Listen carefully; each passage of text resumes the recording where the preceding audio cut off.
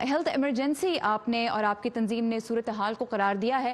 آپ بھی پاکستان میں بڑے ہوئے, میں بھی, ہم نے بچپن میں تو ایسی صورتحال نہیں دیکھی. اب کیا ہو رہا ہے, کیوں ہو رہا ہے ایسے؟ پاکستان کی جو ہوائی آلودگی اتنی خراب ہے، پہلے تو ایک یہ وجہ ہے کہ ہمیں بچپن میں اس کے بارے میں معلوم ہی نہیں تھا. جب کوئی ہماری حکومت مانیٹر نہیں کر رہی تھی، کچھ ڈیٹا نہیں نکال رہی تھی کہ ہماری ہوا میں واقعی ہے کیا، تو کسی کو معلوم نہیں تھا. یہ جو آج کل اب جو ڈیٹا آنا شروع ہوئی ہے، اس سے یہ پتہ چلا ہے کہ یہاں پہ ہوا صرف خراب نہیں ہے، دنیا میں سب سے زیادہ خراب ہوا ہے. اس کا ایک مثال یہ ہے کہ پورے پنجاب میں، پاکستان میں جو لائف ایکسپیکٹنسی ہے اس کا 5 سال کی ریڈکشن ہوتی ہے صرف پور ایئر کوالٹی کی وجہ سے. اچھا یہ بتائیے کہ عام طور پہ ہم آلودگی کو, پولیوشن کو انڈسٹریلائزیشن سے یعنی صنعتی ترقی سے جوڑتے ہیں, لیکن ہم دیکھتے ہیں کہ پاکستان اور بھارت سے کہیں زیادہ انڈسٹریلائزڈ ملکوں میں تو یہ مسئلہ نہیں ہے. تو پھر پاکستان اور بھارت کیا غلط کر رہے ہیں؟ یہ دوسرے ممالکوں نے ہمیں راستہ دکھایا ہوا ہے، جیسے خاص طور سے امریکہ کا اگزامپل ہے. وہاں پہ 1990s تک لاس اینجلس میں بہت ایئر پولوشن کا ایشو تھا.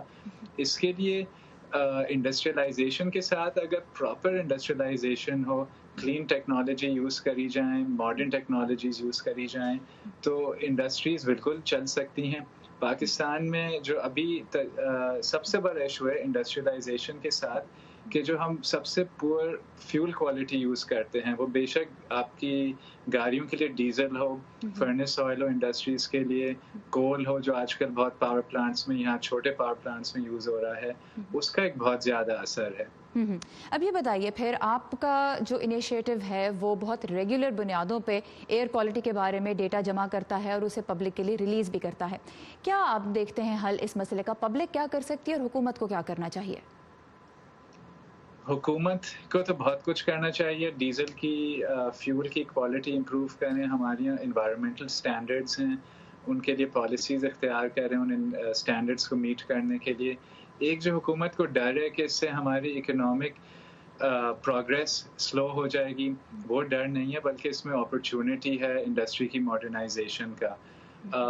جو انڈیویجول لیول پہ کم چیزیں کر سکتے ہیں، جیسے کار پولنگ کر سکتے ہیں، اپنی خود کی ایمیشنز ریڈیوس کر سکتے ہیں. مثال کے طور پہ کہ اے سی کا استعمال کم کریں، جنریٹر نہیں چلائیں، جہاں پہ پبلک ٹرانسپورٹ استعمال کر سکتے ہیں. لیکن یہاں اتنی خراب ہوا ہے کہ خاص طور سے پورے پنجاب میں باہر اگر نکلیں تو فیس ماسک بھی پہننا چاہیے ہے، خاص طور سے بچے اور بوڑھوں کے لیے. ٹھیک، تو یعنی اپنے رویے میں ہمیں بہت سی تبدیلیاں لانی ہوں گی. پاکستان میں جس طرح آپ نے کہا کہ گاڑی شیئر کر کے استعمال کریں، پبلک ٹرانسپورٹ کا استعمال کریں تاکہ کم از کم ٹرانسپورٹ کا جو دھواں ہے وہی کم ہو سکے. عابد عمر ہمارے ساتھ ہے، پاکستان ایئر کوالٹی انیشیٹو کے بانی. آپ کے وقت کا بہت شکریہ. تھینک یو سارا.